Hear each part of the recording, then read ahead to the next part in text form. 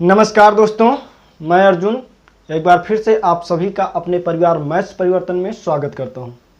दोस्तों, आज मैं कुछ पढ़ाई वढ़ाई करवाने वाला नहीं हूं।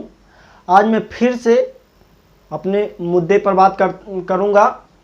कौन सा मुद्दा है? युवा मांगे रोजगार। तो युवाओं को रोजगार चाहिए, इसी पर हम बात करेंगे। आप लोग कंटिन्यू सोशल मीडिया पर जो है अपना स्थायित्व बनाए हुए हैं और कंटिन्यू लगे हैं, और मैं चाहता हूं कि आप लोग ऐसे ही रेगुलर ट्वीट करते रहिए, अपनी मांग को, अपने हक को मांगते रहिए। अभी आपको पीछे नहीं हटना है।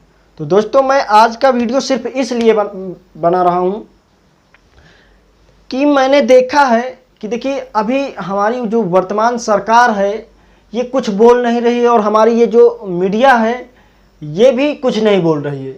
अब तो साफ साफ ये झलक रहा है कि ये जो है हमारी मीडिया जो है वो पूरी तरीके से बिक चुकी है। ये अपनी ज़मीन को बेच चुकी है। ये किसी मुद्दे पर बात करने को तैयार ही नहीं है।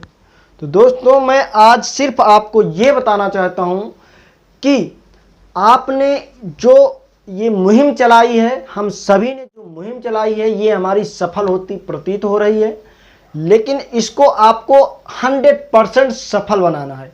यही अब यहाँ से आपको रुकना नहीं है। दोस्तों, आपको मैं बता दूं कि देखिए, ये जो हमने मुहिम चलाया है, अगर आप इसको आधे रास्ते से अगर रोक रहे हैं तो आप लोगों का बहुत बड़ा नुकसान हो जाएगा। यहाँ पर जानते हैं क्या होगा? देखिए, आज हम लोगों ने इस मुद्दे को उठाया है। अगर हम सफल नहीं हो पाएंगे ना, तो ये हमारी सरकार फिर इस पर कभी बात नहीं करेगी। आने वाले भविष्य में लोग डरेंगे कि इस मुद्दे पर बात किया जाए, इस मुद्दे को फिर उठाया जाए, क्योंकि वो डर जाएंगे। क्योंकि आज इतनी बड़ी क्रांति आ चुकी है, अगर इस क्रांति में हम सफल नहीं हो पाएंगे तो फिर हम सफल नहीं हो सकते।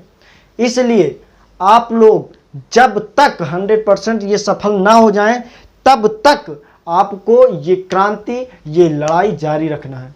दोस्तों, मैं आपको ये बताना चाहता हूं कि ये जो हमारी वर्तमान सरकार है, ये पूरी तरीके से जिस प्रकार हम लोगों के साथ अंग्रेजी शासन में हुकूमत चलती थी, हमारे साथ जो खिलवाड़ खेला जाता था, उसी प्रकार आज ये लोग भी कर रहे हैं। देखिए, अभी आज आपने देखा है कि एमपी में भोपाल में जो है कुछ बच्चे धरना दे रहे थे रोड पर, तो उनके ऊपर लाठी चार्ज करवाया गया, उनके सामने हवाई फायर किए गए, उनको डराया गया और लड़कों को पकड़ा गया, उनको जेल में बंद किया गया। तो इस प्रकार से सरकार जो है ये हम लोगों की जो मांगे हैं उसको पूरा ना करके वो हमारे ऊपर अत्याचार पे अत्याचार कर रही है।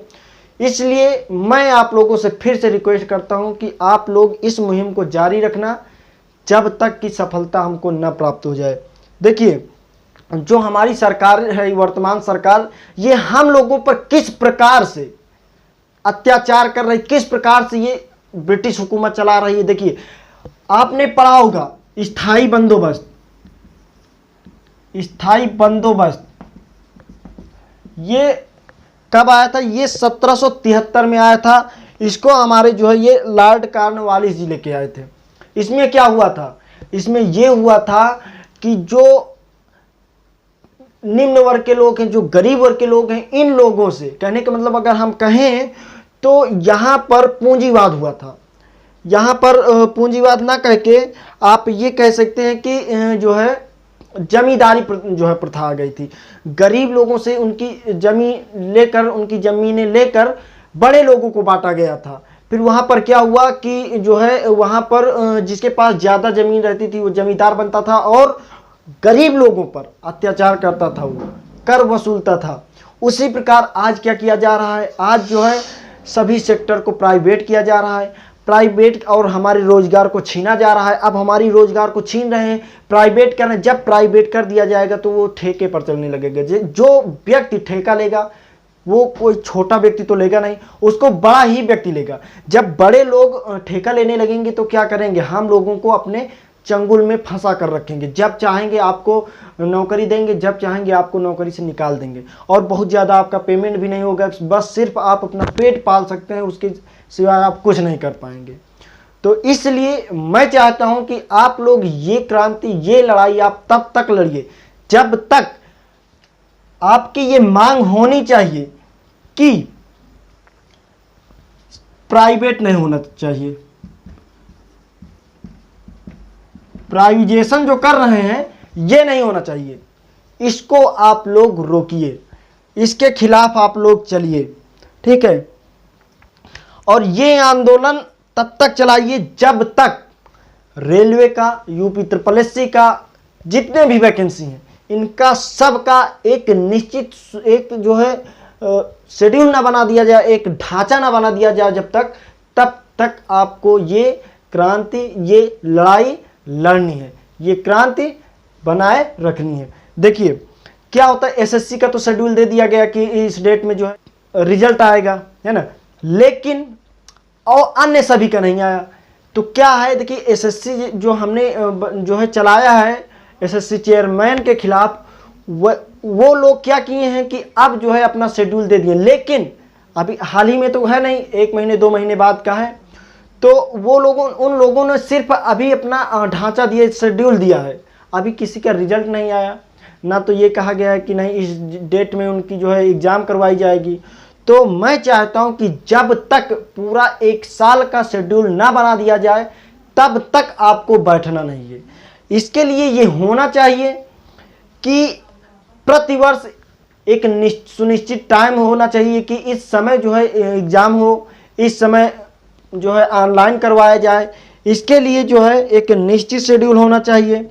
मैं इन सब बातों को इसलिए रख रहा हूं क्योंकि हमारे भगत सिंह कहते थे, क्रांति के तलवार में धार वैचारिक पत्थर पर रगड़ने से ही आती है। कहने का मतलब यह है कि जो क्रांति की तलवार है उसमें धार जब तक वैचारिक पत्थर पर न रगड़ी जाए तब तक धार नहीं आ सकती है। तो इसलिए मैं एक वैचारिक पत्थर बनकर आप लोगों को धार दे रहा हूं, इसको आप बरकरार रखिए, अपनी लड़ाई को जारी रखिए। देखिए मैं इन सभी बातों को इसलिए मैं कह रहा हूं क्योंकि क्या है, देखिए जो ये हमारा जो वैकेंसी चल रहा है, एक ये निर्धारित समय से, एक निश्चित टाइम से इसको नहीं करवाया जाता है। कब वैकेंसी आ रही है, कब नहीं आ रही है, किसी को नहीं पता। तो इसमें क्या होता है कि हमारी पढ़ाई जो है एक सीरियल से चलती नहीं है। हम लोग क्या करते हैं कि बीच बीच ये सोचने लगते हैं कि पता नहीं कब वैकेंसी आएगी, पता नहीं कैसे क्या होगा। तो इसलिए इसके लिए आपको ये करना है कि जब तक इसका शेड्यूल निश्चित न दे दिया जाए तब तक हमको अपना जो है डिजिटल तरीके से लड़ाई लड़ते रहना है। किसी को कुछ कहने की ज़रूरत नहीं है, सिर्फ हम अपने मांगों को बिल्कुल बाकायदे सरल शब्दों में, किसी को गाली नहीं देना है, अपनी मांगों को हम मांगेंगे, है ना। देखिए क्या होता है इसमें, अगर ये लोग अपना निर्धारित समय नहीं दे रहे हैं, निर्धारित अपना टाइम नहीं, अपना शेड्यूल नहीं दे रहे हैं, तो इससे क्या होता है, देखिए अब धीरे धीरे 2 साल 3 साल 4 साल पे तो ये वैकेंसी निकाल रहे हैं। अगर प्रतिवर्ष नहीं निकाल रहे हैं तो पता नहीं कब जो है वैकेंसी ला रहे हैं। तो इससे क्या होता है, देखिए हम लोग क्या करते हैं, हम लोग सोचते हैं, जब हम इंटर पास होते हैं तो सोचते हैं कि चलिए 1 साल 2 साल इसमें मेहनत करते हैं और सरकारी जॉब लेते हैं। तो जल्दी के चक्कर में क्या करते हैं, जल्दी के चक्कर में कि जल्दी हमको सरकारी जॉब लेना है, हम लोग रेलवे में और जो है SSC में, अन्य जो जितने भी निकलते हैं सभी में हम जो है अपना 1 डे एग्ज़ाम देने लगते हैं। तो अब क्या होता है कि हम लोग तैयारी करते करते 1 साल 1.5 साल 2 साल 6 महीने ऐसे में जो है हम लोग पूरी तरीके से तैयार हो जाते हैं, लेकिन ये वैकेंसी जब नहीं आती है तो हमारा साल 2 साल 3 साल 4 साल 5 साल ये बीतता चला जाता है, 10-10 साल बीत जाते हैं। आप सोचिए कि ये जो एक निश्चित टाइम पर नहीं निकाल रहे हैं उसके कारण आपने 10-10 साल अपना टाइम दे दिया है और आपको नौकरी नहीं मिली है। सोच कर देखिए, UPSC जिस तरीके से प्रतिवर्ष अपनी वैकेंसी को निकालती है, उस प्रकार से अगर आप चाहें 10 साल जब आपको टाइम ही देना है, जब हमको 10 वर्ष तक पढ़ते रहना है, पढ़ाई ही करना है, तो हम छोटी नौकरियों की ओर क्यों जाएं? हम बड़ी नौकरी की ओर जाएं ना। 10 साल हमको जब पढ़ाई करना है तो हम बड़ी नौकरी की तैयारी करें। बड़े जॉब के लिए जो है परेशान हो, छोटे के लिए क्यों हो। लेकिन हम लोग क्या जानते हैं क्या कि नहीं, हमको 10 साल इसमें कंपटीशन में रहना पड़ेगा। हम लोग तो ये नहीं जानते हैं। हम लोग तो सोचते हैं कि बस अब की बार वैकेंसी आएगी, हम लोग इसमें सिलेक्शन ले लेंगे। लेकिन क्या होता है जो है वो वैकेंसी देते ही नहीं है। बस क्या होता है, देखिए मैं इन बातों को इसलिए कह रहा हूँ, मैं भी एक स्टूडेंट हूँ। मैंने भी इंटर 2016 में पास किया। जब मैं 2016 में इंटर पास हुआ तब मुझे घर वालों के द्वारा ये जो है जानकारी हुई, हमारे भाई लोग बताए कि जो है यूपी लेखपाल की वैकेंसी आने वाली है, इसकी तैयारी करिए और इसी में सिलेक्शन जो है लेना है। तो मैंने भी एक जिद थी जो है हमारी कि अब की बार हम जो है लेखपाल की तैयारी करेंगे और उसमें हम सिलेक्शन लेंगे। 2016 की बात मैं कर रहा हूँ। जब 2016 में मैं पास हुआ तो यही हमारे मेंटालिटी में थी कि हमको अब की बार यूपी जो है लेखपाल में सिलेक्शन लेना है। लेकिन क्या हुआ कि हर 2 महीने, हर 1 महीने 2 महीने जब बीतता था तो ये होता था कि अब आ रही है, मतलब तारीख। 2 महीने बीता, तारीख, फिर अगला 2 महीना बीता, फिर एक बार न्यूज़पेपर में आया कि अब जो है भर्ती को पूर्ण कराई जाएगी। 2 महीने बाद फिर तारीख आ गई कि अब जो है भर्ती को पूर्ण कराई जाएगी। आया कुछ नहीं, फिर 2 महीने बाद भर्ती पूर्ण कराई जाएगी। वो 2-2 महीने करके 2-2 महीने करके तारीख पर तारीख, तारीख पर तारीख, तारीख पर तारीख हमको मिलती रहती थी, मिलती रहती है। अभी आज भी वो वैकेंसी नहीं आई है। यूपी लेखपाल की वैकेंसी अभी आज भी नहीं आई है। यूपीएसआई की वैकेंसी कब से लाने को ये कह रहे हैं, अभी आज भी नहीं आई है। तो जो बच्चा इसके लिए तैयारी करना चाहता है वो तैयारी में लगा है, उसको तारीख पर तारीख मिलती जा रही है उसको, और वैकेंसी आने का नाम नहीं ले रही है। तो इसलिए मैं कहता हूं, आप लोगों से मैं निवेदन करता हूं कि आप लोग अपने इस मुहिम को जारी रखिए, तब तक जारी रखिए जब तक कि आपको पूर्ण सफलता इसमें न मिल जाए, जब तक कि आपके लिए एक निश्चित शेड्यूल न बना दिया जाए, तब तक आपको ये मुहिम चलाते रहना है।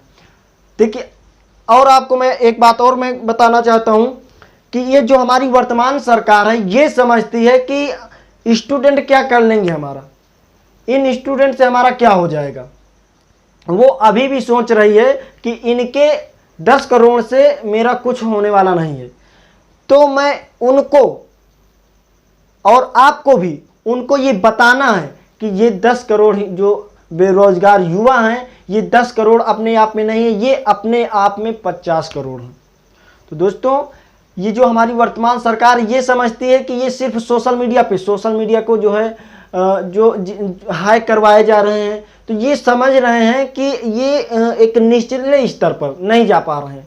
इसीलिए मैं अपनी वीडियो सिर्फ इसीलिए बनाता हूँ। मेरे वीडियो पे बहुत ज़्यादा व्यूज नहीं आते हैं, लेकिन फिर भी मैं बनाता हूँ। क्यों बनाता हूँ? क्योंकि मैं देखता हूँ कि यहाँ पर गाँवों में जो लोग हैं अभी छोटे स्तर पर, ये ज़मीनी रूप में अभी इसको जो इस मुहिम को लोग नहीं समझ पा रहे हैं कि हमारा जो है कोई मुहिम चल रहा है। इसलिए मैं सोचता हूँ कि चलो अच्छा मैं भी बनाऊँ। अगर 100, 50, 200 जितने भी लोग देखेंगे, उसमें से अगर 10-20 लोग भी अगर ठान लिए कि हाँ हमको अपनी लड़ाई लड़ना है, तब भी हम कामयाब हो जाएंगे। फिर भी हम अपने आप को सफल समझेंगे कि हाँ मैं जो सोच रहा हूँ मैं उसमें सफल हूँ।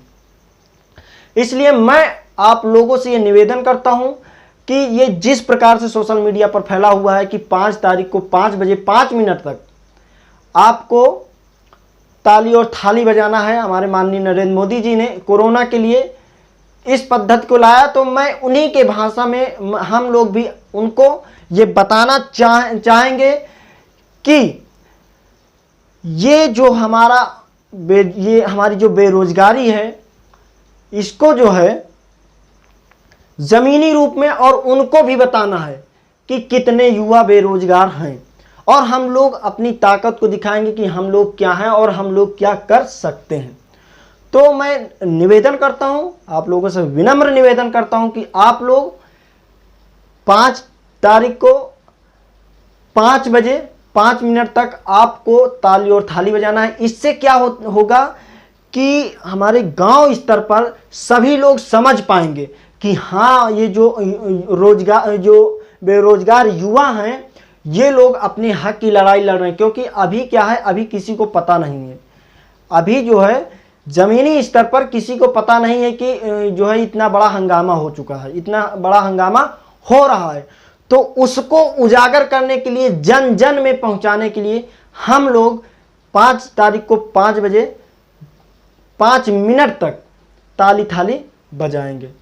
तो ठीक है, मैं अपनी वीडियो को यहीं पर विराम, और जितने भी साथी हमसे जुड़े हुए हैं, हमको डायरेक्ट रूप में जानते हैं, वो लोग हमारे पर्सनल नंबर पर अपनी ताली थाली बजाएंगे तो अपना वीडियो हमारे पास सेंड करेंगे। और जिन लोगों के पास हमारा नंबर नहीं है उन लोगों को मैं नंबर दे देता हूं।